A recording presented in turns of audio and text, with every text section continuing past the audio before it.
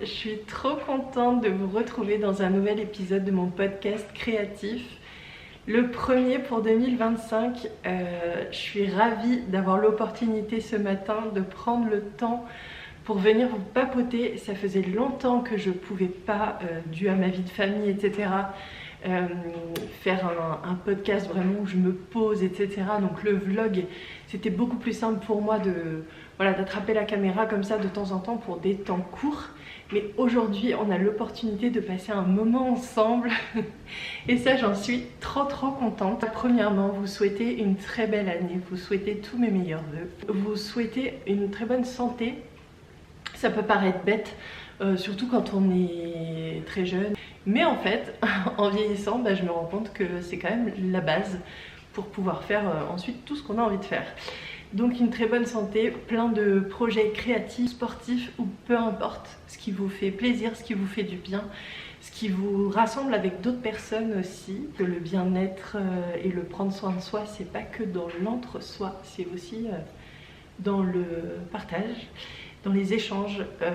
C'est quelque chose que nous apporte beaucoup le tricot et la couture et tout, voilà, tous les arts du fil en général, je pense. Et moi j'espère que 2025 va être rempli de tout ça. Donc voilà, on y va dans la joie et la bonne humeur. Que vous dire d'autre? Je me suis mis des petites notes. Vous remarquez que j'ai essayé de préparer un petit peu l'affaire. Donc j'ai pas fait de vidéo pour le calendrier de l'Avent comme je vous avais dit que je ferais. Parce qu'en fait, tout simplement, dans le calendrier de l'Avent, au final, je n'ai rien fait de fait main. Donc l'intérêt pour vous était vraiment nul. C'est pour vous montrer ce que j'ai acheté à droite à gauche. Voilà, c'est pas très inspirant peut-être pour vous. Enfin, en tout cas, c'est ce que j'ai pensé. Donc, j'ai pas tourné cette vidéo. À l'automne, il s'est passé des trucs très cool pour moi au niveau créatif ou dans le monde du tricot, etc. J'en parle rapidement, mais vous avez tout le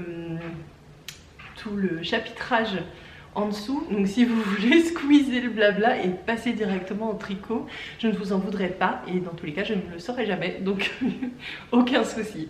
Pour les autres, donc j'ai fait 2 festivals en tant qu'aide exposante. Donc j'étais sur le stand de Loli la Fée, j'y étais pour le Ch'ti Bazar et j'y étais pour le CSF. Et c'était vraiment trop cool comme expérience. Si un jour je suis amenée à le refaire, ça sera avec grand plaisir parce que vraiment j'ai pris mon pied, c'était génial. Particulièrement le Ch'ti Bazar vraiment, mais j'ai adoré. L'ambiance était top, tout j'ai trouvé, enfin c'était émouvant, j'ai fait des rencontres incroyables. Vous êtes venus me parler vraiment de manière très personnelle et waouh, c'était vraiment trop bien. Le CSF c'était complètement différent, c'est une autre ampleur. Tout le monde n'est pas là pour le tricot aussi. Enfin, c'est vraiment complètement une autre ambiance que je qualifierais de moins familial entre guillemets. Le Ch'ti Bazar, on a vraiment ce côté familial et c'est l'équivalent d'une bonne boisson chaude quand il neige dehors, vous voyez. Et le CSF c'était pas ça, mais c'était très chouette aussi. On a rencontré plein de personnes voilà, qui suivent le travail. On a pu faire découvrir le travail de Lolita et Mélanie à plein d'autres personnes aussi. J'ai pu rencontrer des professionnels aussi du domaine que j'admire beaucoup. Donc voilà, c'était vraiment génial comme expérience. J'ai fait quelques emplettes au CSF, notamment pour des cadeaux de Noël. J'ai pris de la pâte à rêve pour les enfants, si vous ne connaissez pas, c'est génial. On a pu en faire un petit peu pendant les vacances du coup de Noël, c'était très cool. Je vais vous mettre une photo ici de nos magnifiques réalisations parce qu'avec Mélanie on a eu un droit à une petite démo quoi, où on a pu un peu tester quoi, la pâte à rêve, ce qui a mené à mon achat. Bravo, bien joué. Donc je mets la petite photo de nos petits piou-piou absolument trop mignons. Et puis s'il reste du temps à cette vidéo, je vous reparlerai des autres achats à la fin. J'ai pas énormément de projets finis, mais j'ai plein de choses à vous raconter. Le premier projet terminé, ce sont les chaussettes Blooming Lavender de Stone Knits. Oh, voilà. Je les ai tricotés dans un kit de Inès Green. C'est un kit que j'ai acheté au Ch'ti Bazar. Je l'ai acheté assez tôt dans le festival parce que j'avais trop peur qu'elles se retrouvent en rupture de stock. Et bien m'en a pris parce que je pense qu'elles ont tout vendu assez rapidement. J'avais repéré le kit avec, donc il y avait un écheveau comme ça de laine à speckles, un mini de la couleur pour la tige et deux autres mini, donc un mini violet foncé comme ça et un mini plus clair. Et en fait moi je vous en avais parlé dans un précédent épisode, c'était exactement ce que je voulais que le talon soit un peu plus clair et que la pointe et les fleurs soient de la même couleur. Donc voilà, je me suis ruée sur cet écheveau, enfin sur ce kit plutôt. Ce sont des chaussettes que je tricote en duo avec Marion Blackwood. On a pas mal galéré au début, moi à cause de la laine parce que j'étais pas convaincue du premier assortiment que j'avais pris.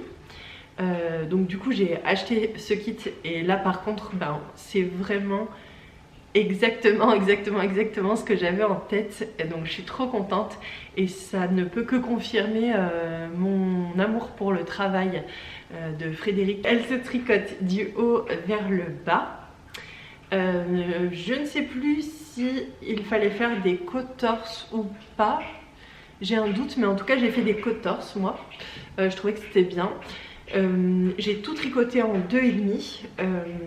Je change pas d'aiguille. Je vous en reparlerai après, mais non, je change pas d'aiguille.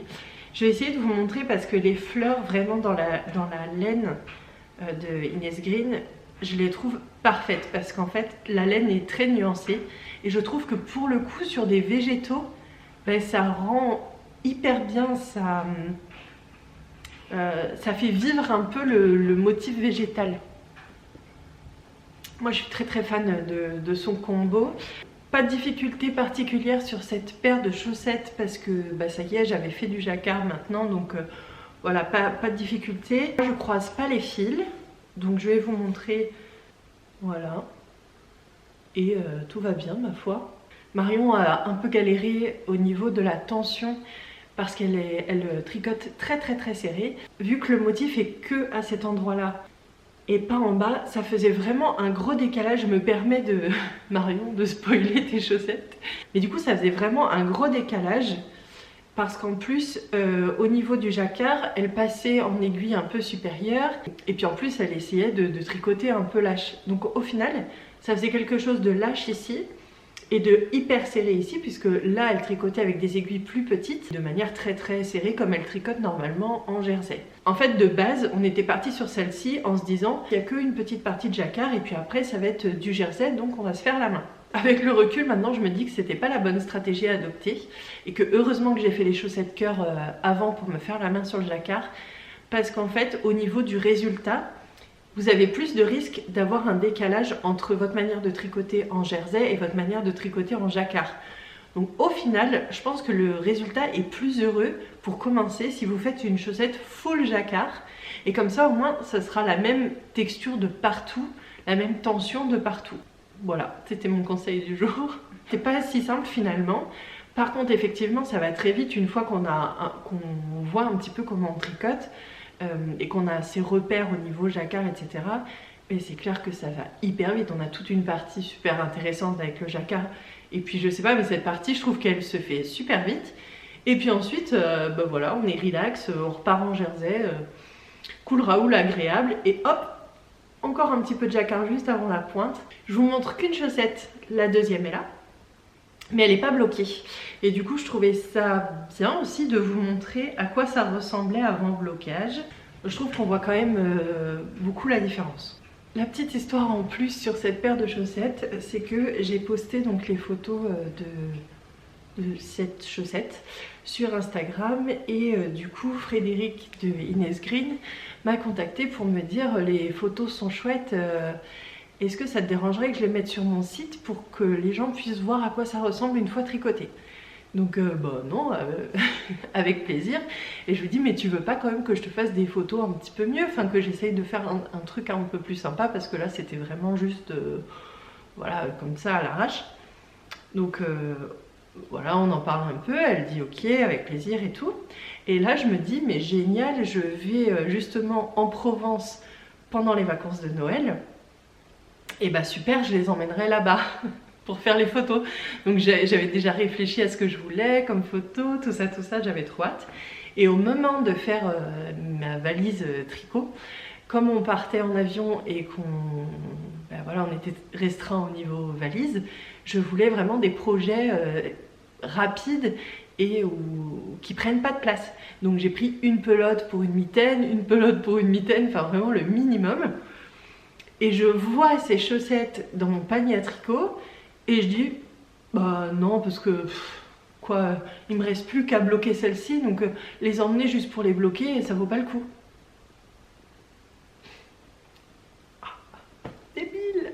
Donc du coup je l'ai laissé. Donc une fois arrivée là-bas, je me suis dit mais non, je voulais faire les photos.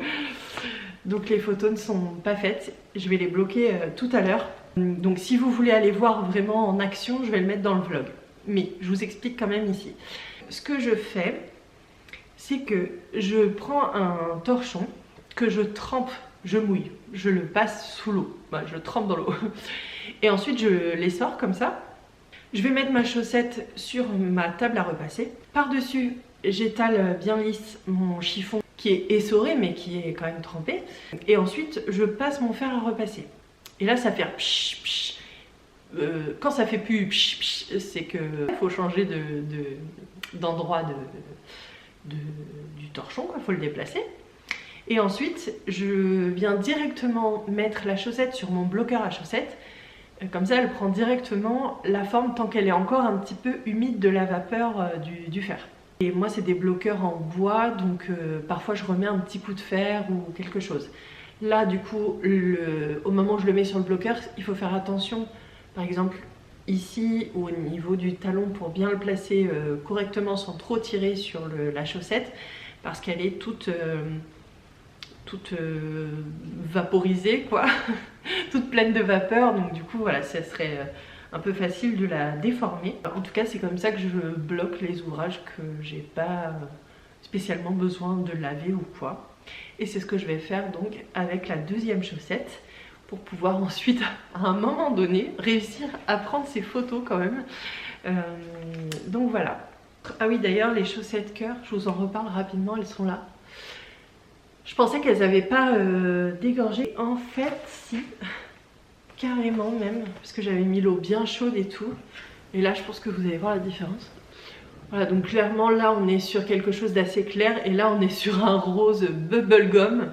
Ça me dérange pas, hein, je trouve ça très joli aussi, mais oui, ça a dégorgé. Après, ça a dégorgé de manière régulière, donc bon, ça me dérange pas. Deuxième projet terminé, ce sont des mitaines pour le Noël de ma marraine. Donc c'est aussi pour ça que je fais le podcast, parce que là il va falloir vraiment que je les envoie. Ma marraine, elle est anglaise, elle vit en Angleterre. Et du coup là, avec tous les soucis de poste que j'ai eu cette année, franchement j'étais pas pressée de les envoyer. Et elle, à sa poste, on lui a carrément dit avant Noël, nous c'est fini, c'est fermé, repassez après les vacances quoi. Donc j'ai fait celle-ci. Ce sont les mitaines Cloudburst. C'est un patron gratuit sur Ravelry, je vous mettrai le lien en bas. Et je les ai tricotées dans de la laine Nord de Drops, dans le coloris le coloris 3, je crois que c'est gris clair ou quelque chose comme ça. C'est une laine sport qui est recommandée de tricoter en 3 mm. C'est les Cloudburst de qui? Ah bah j'ai plus la première page. Bon, et ben je vous le mettrai en bas. C'est un patron en anglais. Moi j'ai pas l'habitude de tricoter en anglais, mais ma foi tout s'est très bien passé. Non, je vous mens totalement. Vous allez voir que tout ne s'est pas du tout bien passé, mais en tout cas la partie lire le patron en anglais, ça a été. Déjà il a fallu trouver le bon fil, parce que moi je voulais les réaliser dans de la laine de Loli la Fée dans son coloris lichen. J'avais vu plusieurs versions où les gens tricotaient avec un fil de fingering et un fil de mohair. Normalement c'est un patron qu'on doit tricoter en sport. Donc moi je me suis dit, si tout le monde fait ça et en 3, allons-y. J'ai commencé et là je me suis dit non mais c'est pas possible, c'est beaucoup trop large, ça fait un rendu super épais, j'aimais pas du tout. Donc je voulais quand même garder le côté un peu pelucheux, mais je me suis dit que mohair plus fingering ça serait vraiment trop épais. Et je suis tombée sur ce reste de Nord qui m'avait été offert par Mélanie, made by Meldad. Et pour le coup c'était pile poil la bonne grosseur de laine.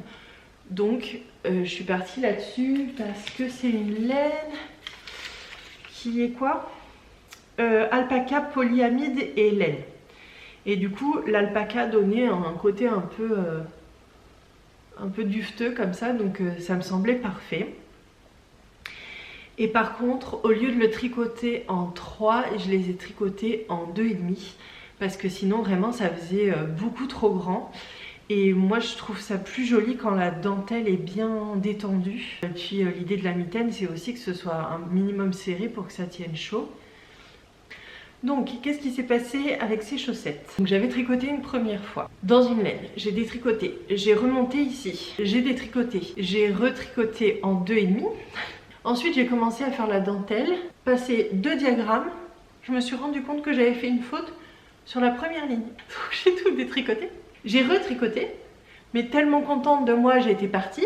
Et en fait, il faut faire 3 fois le diagramme. Et moi, j'étais trop contente, j'étais partie. Donc allez hop, on continue. J'étais arrivée au 5e. Je n'avais pas de pouce. On détricote, je fais le pouce, nanana. Somme toute, je crois que ça s'est terminé sans encombre. Donc déjà, là, je me disais, mais c'est pas possible. C'était censé être le petit projet simple, rapide, vraiment satisfaisant, en mode c'est vite terminé, et puis j'ai dépensé ma laine, et puis... Et pas du tout, c'était une galère pas possible, surtout qu'en les tricotant en 2,5, du coup je préfère le résultat, parce qu'en fait oui c'est un patron gratuit et il n'y a qu'une seule taille. Donc en fait pour ajuster, il faut aussi jouer avec les aiguilles.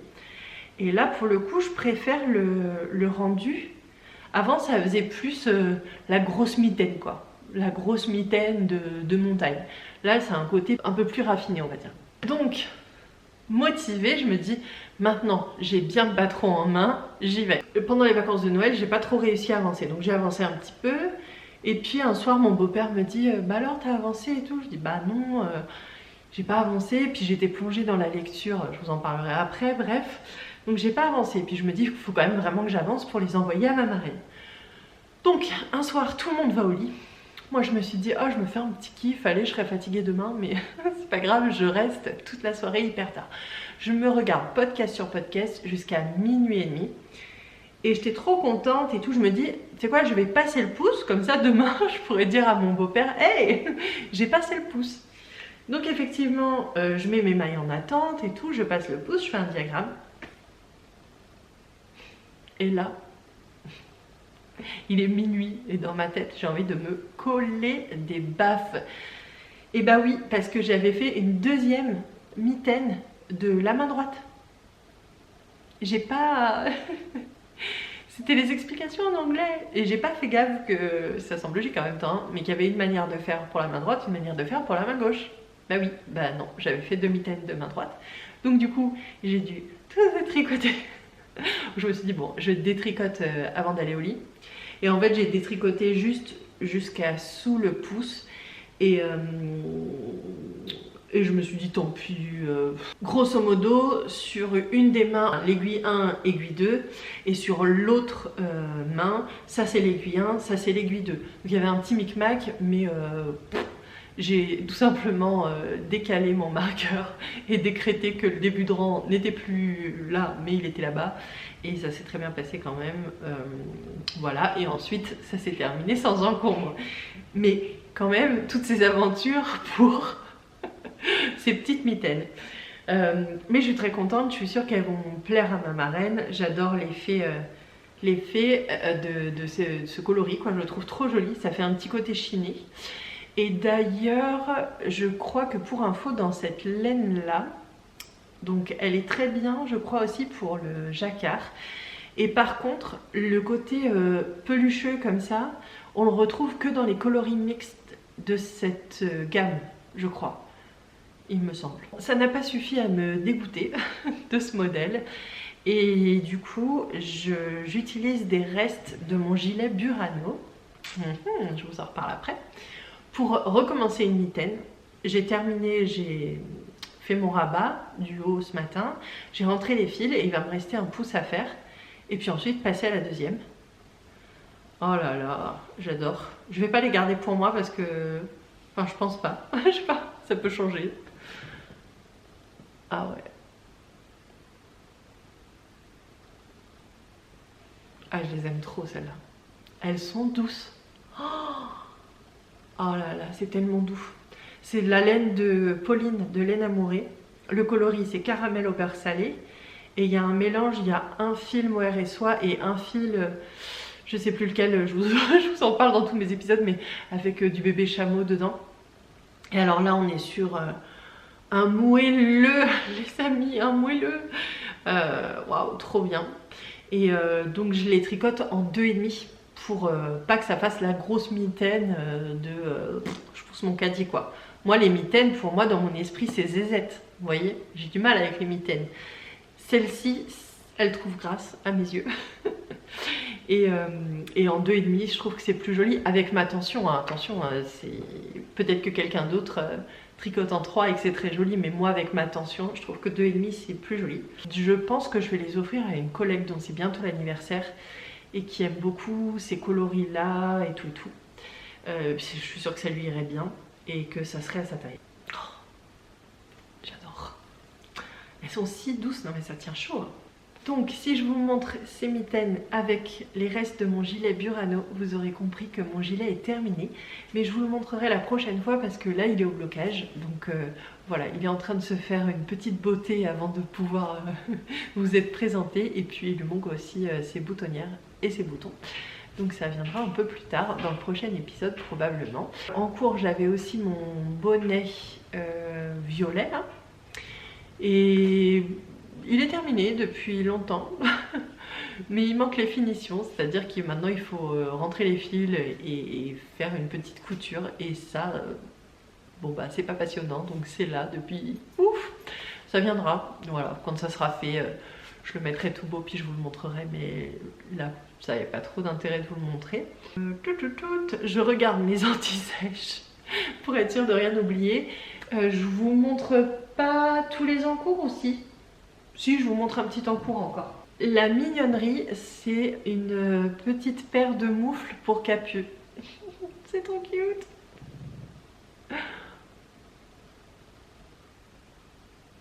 Cette toute petite main. Donc c'est le modèle Mocha, les moufles Mocha de Loli Lafay. Normalement dans le modèle elles sont présentées avec un fil de fingering et un fil de mohair et soie. Mais Capucine elle aime pas le mohair et soie, ça la gratte, ça l'énerve, et de base elle aime pas trop les moufles non plus, donc voilà. Mais comme elle fait plein de balades avec sa nourrice où elle doit tenir la poussette, j'aurais quand même bien envie qu'elle ait les mains au chaud. Donc ce que j'ai fait, c'est que j'ai pris les restes de son pull que je lui ai fait en jacquard. Je vous mets une photo ici. C'est de la laine d'Eka, de Inès Green. C'est je crois un mérino, 100% mérino. Et en fait, ce pull, elle accepte de le porter, ça lui pique pas. Donc je me suis dit que j'allais lui faire des petites moufles avec le reste. Et ma foi, donc là le pouce est en attente. Et là j'ai fait la taille qu'il faut, il me reste les diminutions à faire quoi. Ça va hyper vite, c'est pas trop mignon. En fait là on se rend pas compte du poids, mais quand elle les aura essayées, je ferai une petite photo. Mais sur sa main, je trouve que c'est trop joli, vraiment le point. Mais c'est très très joli. Et je les ai essayés au CSF parce que Lolita les avait sur son stand. Et franchement, avec le mohair et soie, je trouve que c'est encore plus joli. Elle les avait, je crois, dans son coloris lichen. Et ben, c'est parfait. C'était trop joli. Si je devais les faire pour moi, je les ferais avec le mohair et soie. Je crois que c'est tout ce que je peux vous montrer dans les encours. À venir, il y aura donc des mitaines, du jacquard. Il y aura plein de surprises. Maintenant je voulais vous parler d'un projet qui m'a pas mal occupée à l'automne. Je vous en avais peut-être parlé à demi-mot. Il s'agit d'un projet en linogravure. Donc voilà, j'ai envie de vous en parler là. J'ai réalisé en fait une linogravure pour une box de Loli la Fée qui était sur le thème faire sa rentrée à Beaubaton. Et donc j'ai créé en linogravure un marque-page. Donc je vais vous en parler rapidement ici parce que voilà, ça me tenait à cœur. C'est un projet qui m'a vraiment passionnée et qui m'a bien occupée à l'automne. En fait, j'ai fait une vidéo où vraiment j'ai filmé tout le processus. Donc autant dire que je suis en pyjama dans toute la vidéo parce que je travaillais le soir en fait. Mais bon, c'est comme ça. Et là, je peine un peu à trouver du temps pour le montage parce que j'ai 2h30 et quelques de rush, ce qui est énorme pour une vidéo que je dois en fait découper. Et ensuite, je vais faire une voix off en fait sur cette vidéo pour la plupart des étapes. Donc ça va prendre beaucoup de temps, mais je tiens vraiment à la faire parce que je trouvais ça vraiment chouette de partager le processus créatif avec vous. Et aussi, je me dis que ça permet de voir vraiment tout le travail qu'il y a derrière des box, notamment des box comme celle de Lolita, où en fait tous les goodies sont créés spécialement pour la box. C'est pas des choses où elle va sur Temu, elle fait une grosse commande et puis voilà, c'est les goodies. On n'est pas du tout là-dessus. Elle crée vraiment tous les petits goodies. Je vous montre des petits goodies qu'il y avait dans la box. Je les ai pas tous là, mais ça vous donnera déjà une petite idée. Donc sur le thème faire sa rentrée à Beaubaton. Et après je vous montre la linogravure. Donc déjà il y avait un petit chose comme ça. Ça, il y avait un pins. Donc tout le dessin a été fait par Mélanie.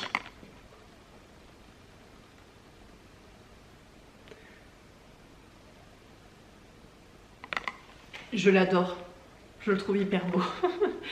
Et alors ce carnet, que dire de ce carnet? Non mais franchement, elles sont pas trop fortes. C'est magnifique. Hop.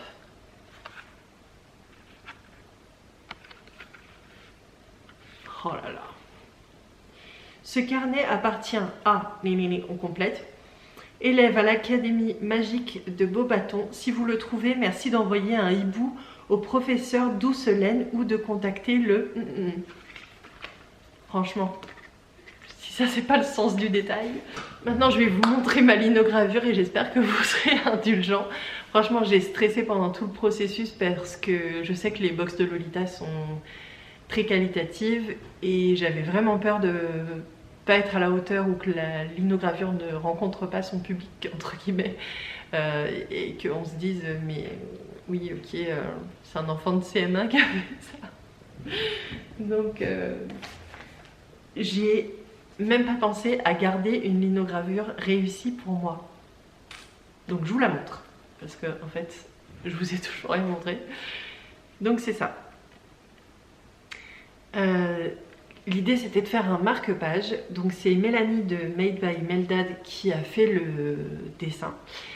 Et donc moi ensuite j'ai fait la linogravure de ce dessin. Donc pour faire un petit marque-page, je vous montre l'état de ma gravure après toutes les boxes.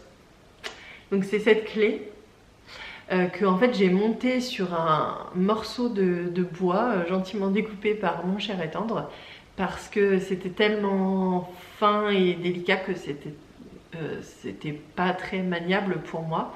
Vous voyez, on est sur quelque chose de très très fin. Donc je l'ai monté là-dessus. Et là vous avez tout un tas de linogravures qui n'ont pas trouvé leur public parce qu'en fait il y a des loupés, il y a des essais, il y a des tests. Là on a des tests, là on a des annotations, appui long, chargement, plus papier dessus, on a la V2, voilà, on a des tests de toutes parts. J'ai des tests aussi pour les trous. Voilà, plein de tests. Et en fait, j'ai fait une première étape Enfin, j'ai gravé une première fois. Je l'ai montré à Lolita quand je suis allée pour être bénévole au Ch'ti Bazar. Elle était contente. Moi, il y avait des endroits où j'étais pas ravie. Du coup, j'ai décidé de regraver une deuxième fois la lino. Et puis ensuite, j'ai fait toute une première série. Mais en fait, au fil du temps, je me suis fait la main en fait sur ce modèle, sur ce tampon, sur cette gomme, parce que c'est un type de gomme que j'avais jamais utilisé auparavant. La peinture, pareil, c'était une peinture que je n'avais pas utilisée auparavant, qui sèche beaucoup plus lentement, qui est à base d'eau, enfin bon bref. Et puis j'avais jamais travaillé sur des quantités aussi importantes. Et du coup il fallait régulièrement que je nettoie aussi mon tampon parce qu'il était trop chargé, ça ne fonctionnait plus, etc. Donc il a fallu vraiment que je me fasse la main. Ce qui fait qu'en fait il y a toute une première série qui est partie à la poubelle entre guillemets, enfin elles sont là. Mais clairement on va rien en faire quoi. Donc en fait une fois que j'ai eu fait beaucoup de linogravure, que je me suis bien fait la main, du coup après le résultat me plaisait mieux. Donc après je les ai tout étalées au sol et j'ai vraiment pris le nombre que Lolita voulait. Et j'ai enlevé en fait toutes celles qui me plaisaient pas. Donc j'en ai fait beaucoup plus que ce qu'on m'avait demandé, mais parce que je voulais vraiment que chaque linogravure me plaise. Donc ça a été un travail de longue haleine mais qui était passionnant. Je suis ravie de l'avoir fait. Si vous avez eu le coffret, j'espère vraiment qu'il vous a plu. Chaque linogravure c'est vraiment fait à la main et c'est un résultat unique. Ça va jamais s'imprimer deux fois de la même manière sur le papier. Vraiment chaque lino est vraiment unique. Donc c'est ce que je trouve beau, mais ça veut dire qu'il y a des imperfections. Enfin, pour moi, c'est pas des imperfections, pour moi, c'est de la texture. Et si on avait voulu quelque chose de très lisse et de très parfait et régulier, Lolita serait partie sur une impression tout simplement d'un motif. Vous voyez par exemple ici, hop, là on voit que ça a un peu moins pris. Mais moi, c'est ce que je trouve beau en fait. Donc voilà, et puis on a rajouté donc un petit ruban comme ça. Et c'était un gros projet. Au début, vraiment quand j'ai commencé, je me suis dit mais pourquoi tu t'es lancée là-dedans? Quelle idée t'as pris? Et puis finalement, je suis trop contente. En fait, j'ai reçu les petits rubans un peu tard. Et donc du coup j'ai vraiment bossé la veille du CSF parce qu'en fait je devais tout lui donner au CSF. On s'était arrangé comme ça moi j'étais sûre qu'elles arrivent en parfait état vu que c'était moi qui faisais le transport. Et donc j'ai dû tout terminer de mettre en pochette plastique les soirs. Donc la journée on était au CSF, le soir les filles elles bossaient sur toutes les commandes qu'on avait eues la journée, sur enfin voilà, remettre plein de trucs à jour. Faut pas croire que quand on rentre du CSF ou de n'importe quel salon d'ailleurs, de ce que j'ai pu voir, on se pose et on chill en tricotant. Pas du tout. Elles continuent à bosser jusqu'à 1h du mat. Donc voilà, et pendant ce temps là moi je mettais sous enveloppe entre guillemets. Donc j'avais acheté des enveloppes transparentes, autocollantes, pour vraiment faire une petite pochette, voilà, que ça soit le plus quali possible. Je croise les doigts pour que les gens qui ont reçu ces marque-pages aient été contents.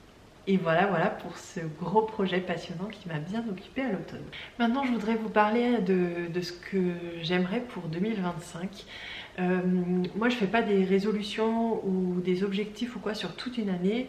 Généralement je pars sur 3 mois et je réévalue en cours de route, parce que parfois on se fixe un truc pour l'année et puis voilà, la vie prend un autre tournant, on se dit ah j'ai pas fait ce que j'ai voulu, nanana. Donc je fais quelque chose plutôt sur 3 mois et après on voit, et parfois même au mois le mois.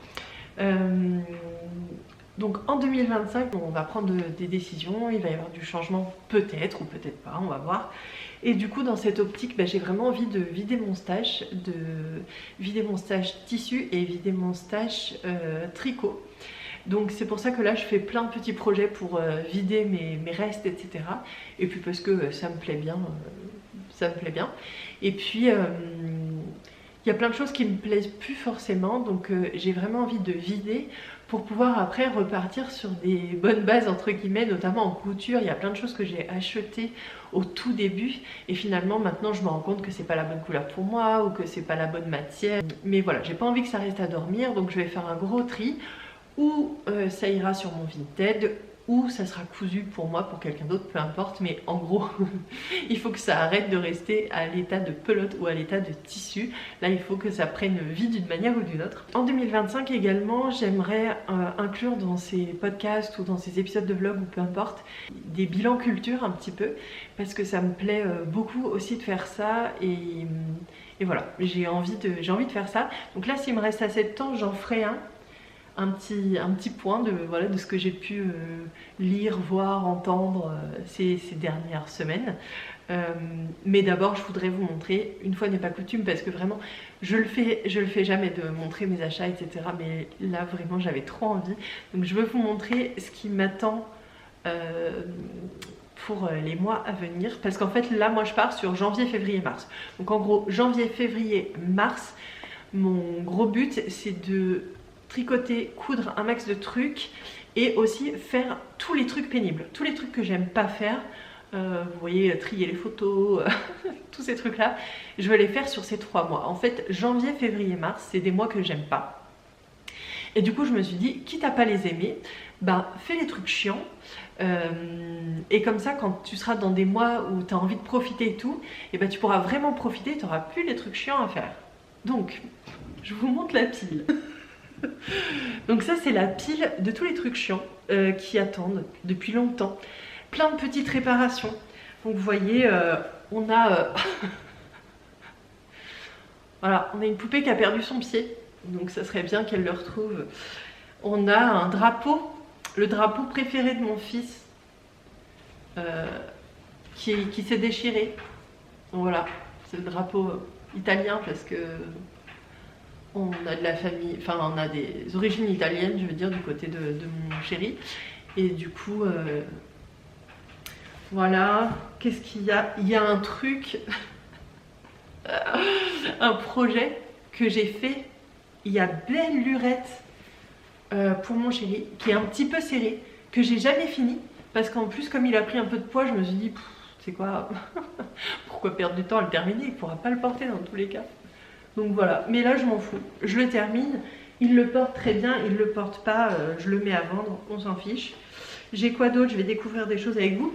J'ai ce sweat de Maison Fauve là, où il me reste les bracelets de manches, enfin les bords-côtes quoi, en gros, en haut, en bas, l'ourlet du bas, parce que je les avais mal découpés. Donc du coup au niveau, enfin je les avais coupés dans le mauvais sens, donc pour l'élasticité c'était pas bon. Mais vous savez quoi, je les ai recoupés depuis longtemps. Donc il y aurait juste à assembler. Est-ce que je le fais? Non. Il y a d'ailleurs, ils sont là. Voilà. Il y a ce pull de Marcus. Est-ce que vous vous en souvenez de ce pull? Les vrais de vrais qui sont là depuis le début se souviendront de ce pull que j'ai adoré, qui est évidemment beaucoup trop petit pour lui. Mais en fait, c'est des écussons qu'on avait eu au musée des pompiers à Nantes. Et il faut que je prenne le temps de les découdre parce qu'il ne veut pas s'en séparer. En fait, il voudrait que je lui refasse un autre pull. Donc ça, c'est à découdre. Qu'est-ce que j'ai là? J'ai des lingettes. Ça, pour le coup, c'est terminé. C'est juste que je les garde parce que je pourrais en faire cadeau à quelqu'un un jour. Voilà. J'ai cette petite veste qui a un trou, je ne sais plus où, là, sous le bras. Voilà, c'est à Marcus. Mais elle lui va encore super bien, elle est top. Merci Candy. Et donc du coup, il faut que je répare ce petit trou là qu'il a fait. J'ai cette blouse miroir de M comme Marie dans un tissu sublime. sublime. À qui il manque les ourlets et la boutonnière en gros, même si je ferai pas de boutonnière, c'est une fausse boutonnière je crois sur ce patron. Je vais juste assembler. Mais en fait comme elle était un peu trop petite, j'avais même mis l'étiquette. Hein. Je suis folle, on est chez les fous. J'ai mis l'étiquette avant même de faire les ourlets.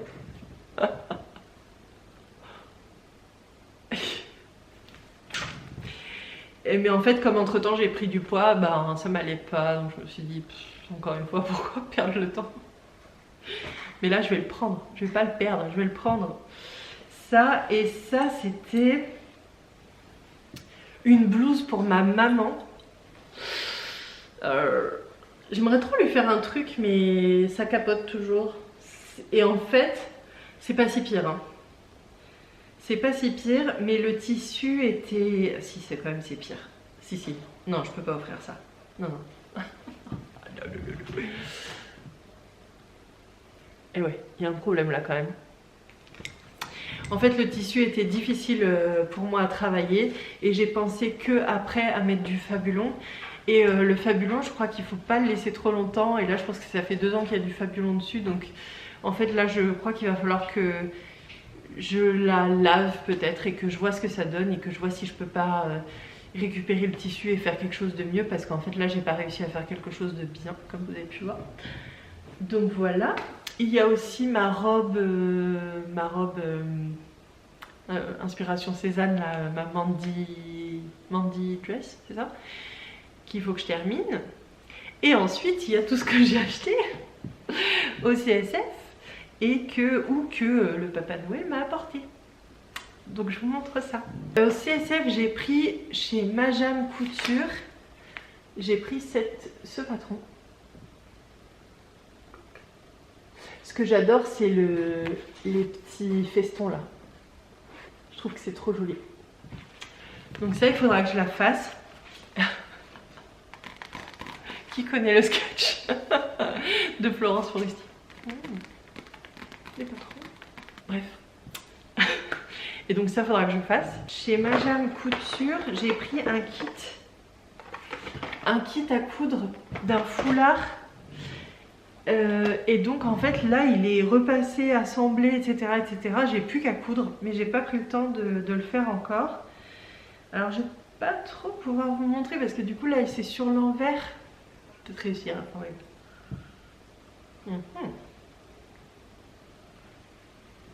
Voilà.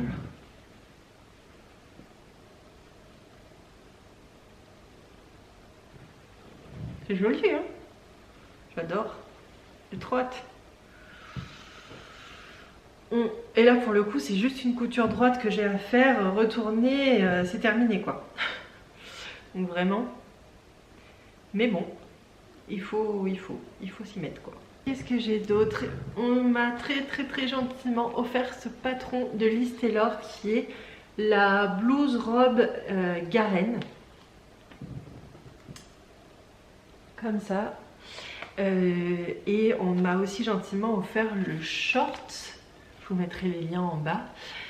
Et donc j'ai commencé à découper le tissu, qui est un tissu Liz Taylor justement. J'ai pris pas mal de métrage parce que dans l'idée je ferais peut-être un petit matchy avec ma puce. Donc voilà. Ah j'adore. Je suis vraiment contente, j'ai hâte de le faire et je pense qu'il faut d'abord que je finisse mes boulets. Dernière chose que je vous montre, c'est le Père Noël qui est passé avec un kit à coudre de Majam pour me faire un manteau. Le manteau c'est vraiment une pièce que je redoutais de réaliser mais j'ai craqué sur ce manteau et en fait le fait qu'il y ait un kit et qu'entre guillemets on puisse pas se planter sur le choix du tissu, ça m'a beaucoup rassurée et je me suis dit c'est cette année, tu te lances, tu tentes. Donc je vais faire le manteau Everest.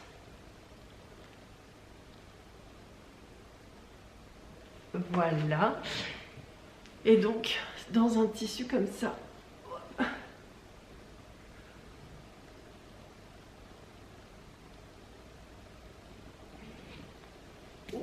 J'adore. Moi je me projette, je sais pas vous, mais moi je me projette avec ce manteau et ce foulard. Est-ce que vous aussi vous avez, oui, comme dirait Éléonore, j'ai une vision. Vous voyez, j'ai la vision de ce que ça va donner quand j'aurai du temps. Donc voilà. Hop. Donc vous suivrez ces petites aventures, je l'espère.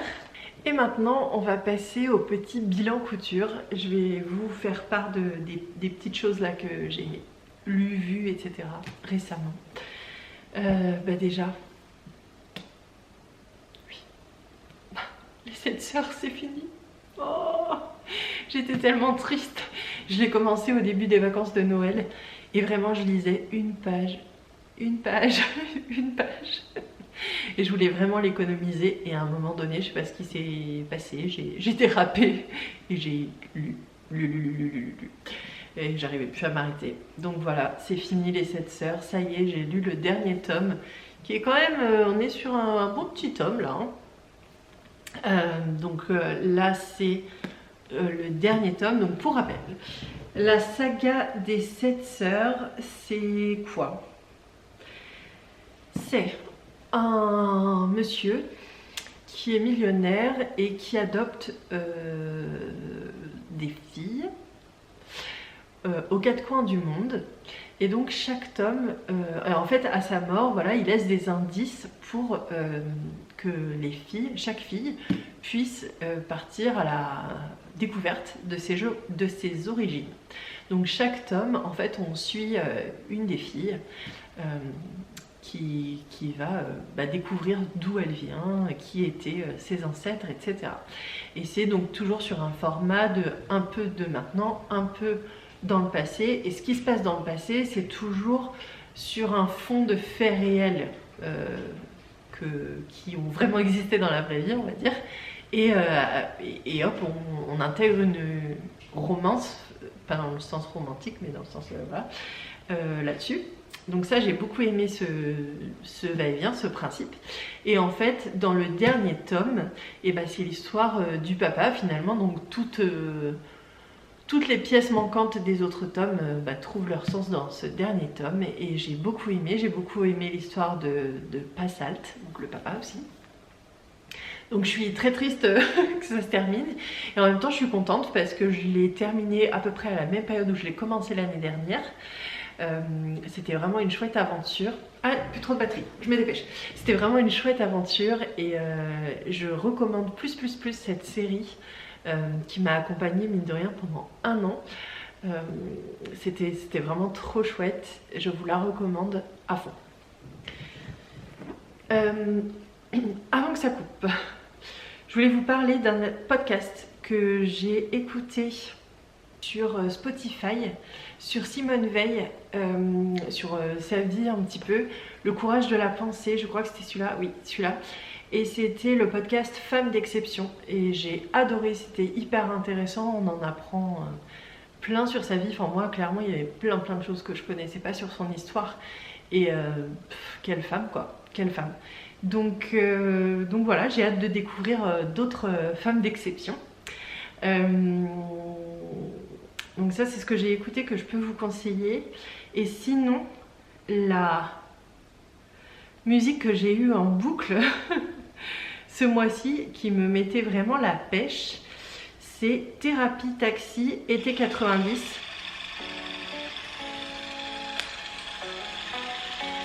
Vous connaissez? Je sais pas si on va le censurer.